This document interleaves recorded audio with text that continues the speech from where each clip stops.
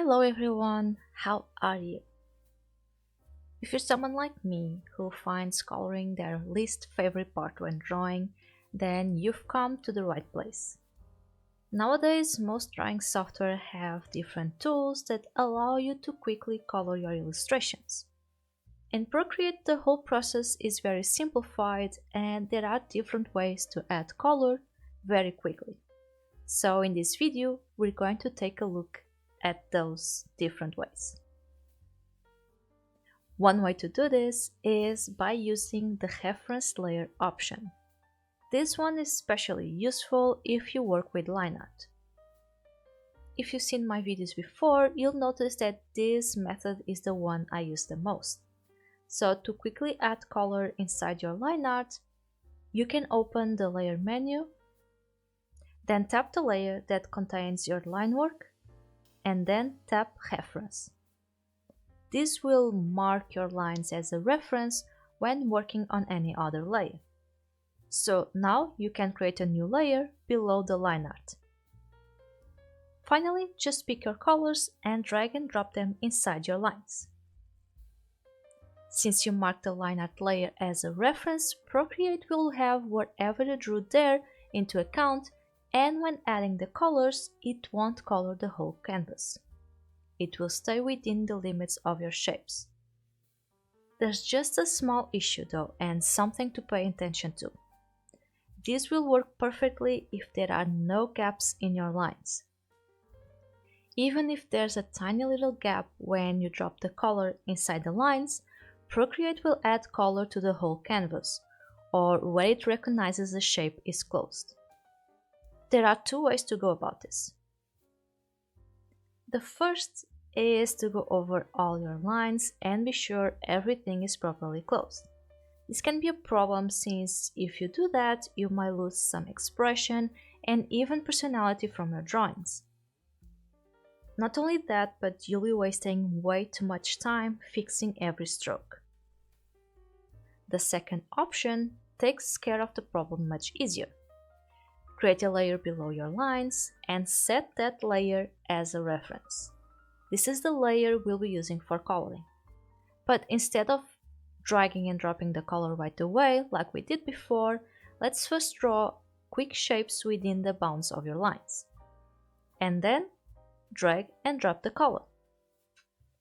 It does take an extra step since you'll be creating that line with no gaps before coloring. However, it will maintain a more interesting line work in the whole illustration. As you color, if there's a white uncolored border around the area, you can increase the color drop threshold. When dropping the color, instead of lifting your finger or pencil right away, leave it in the screen until you notice the color drop threshold appearing at the top of the screen. Then slide your finger to the left or right until you reach the desirable threshold. Another handy tip is to continue filling.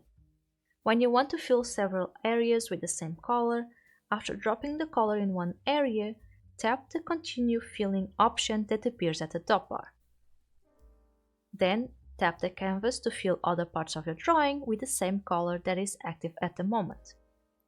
There's another, a bit lengthier way, in my opinion, to add color to your drawings, and that's by using the Selection tool. When tapping the Selection tool at the top bar, you'll notice there are several options to use. The automatic one works similar to the magic wand in other drawing software. Tap different areas while automatic mode is active to create a selection.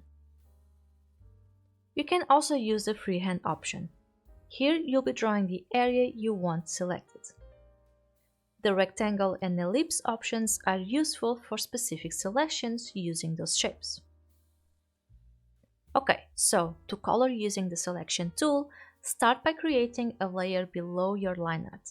Now either use the automatic or freehand options, or even a mix of both for a quicker selection. When you're happy with the area selected, pick a color and then drag and drop it inside the selection. You can continue doing the same process until the whole illustration is properly colored.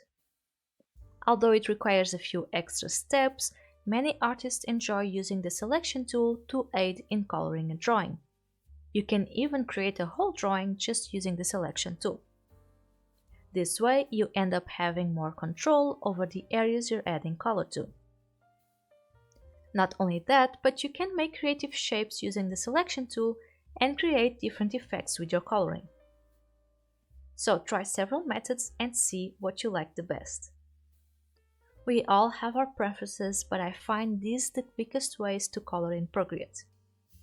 But what about you? Do you have any other methods? Tell me in the comments. I hope you enjoyed this video and thank you so much for watching it to the end. Don't forget to also like and subscribe for more videos like this, and as always, keep on drawing.